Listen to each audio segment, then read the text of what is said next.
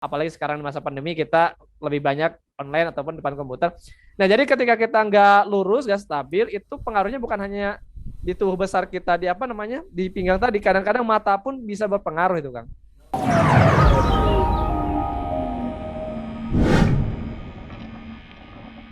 Nah, ini masih berhubungan juga sama aktivitas-aktivitas di perkantoran nih ya. Kebanyakan orang-orang perkantoran itu selain tadi ya sering duduk di depan monitor sehingga kurang adanya gerak ya di tubuh.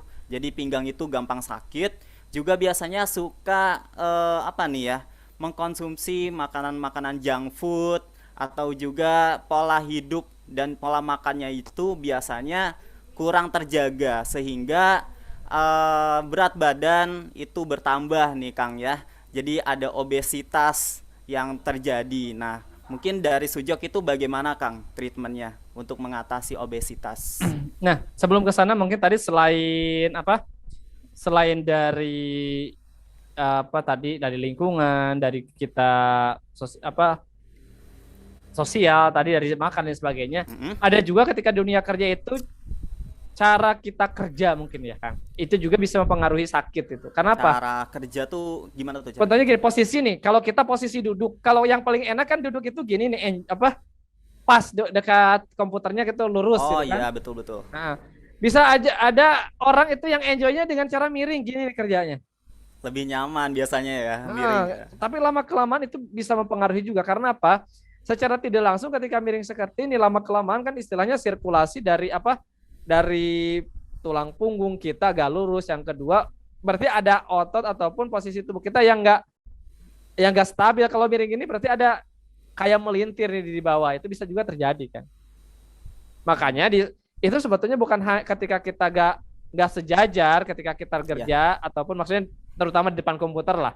Apalagi sekarang di masa pandemi kita lebih banyak online ataupun depan komputer. Nah, jadi ketika kita nggak lurus, nggak stabil, itu pengaruhnya bukan hanya di tubuh besar kita, di apa namanya, di pinggang tadi. Kadang-kadang mata pun bisa berpengaruh itu, Kang. Seperti itu.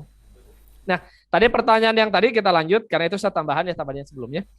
Oke, oke. Untuk obesitas, obesitas itu banyak faktor yang apa namanya Yang terjadi ya. Tadi, terjadi. karena mungkin kurang gerak ataupun apa tadi dari pola makan dan lain sebagainya. Untuk dari segi sujud itu ada kita mungkin kurang gerak itu salah satunya olahraga ya. Tapi salah satunya Mm-mm. juga yang bisa kita bantu dengan cara senam twist mungkin bisa dilakukan Kang. Yang udah kita share sebelumnya senam Iya. twist bisa dilakukan itu.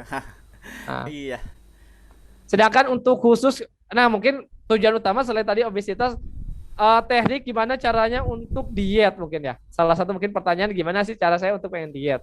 Nah, kalau pertanyaan itu ada hubungannya dengan pengen berat badannya turun diet, ada beberapa testimoni dari teman-teman kita yang sudah melakukan dengan metode sujok.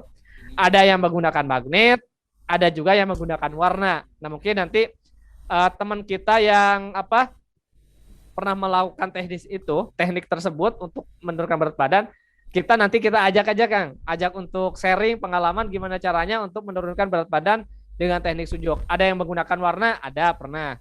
Ada juga yang menggunakan magnet juga ada. Nah mungkin nanti satu saat karena secara keilmuan insya Allah bisa sharing siapapun dari yang sudah mempelajari sujud untuk apa namanya hal tersebut untuk penurunan badan. Tapi Ah, akan lebih enak ketika yang menceritakannya itu yang punya pengalaman sendiri gimana nih cara pengobatan. oke, Nah boleh nih, itu, boleh nih. itu PR buat Sujok nih kita nanti ajak narasumber yang sudah melakukan pengalaman itu sendiri kan. Siap, siap. Oke.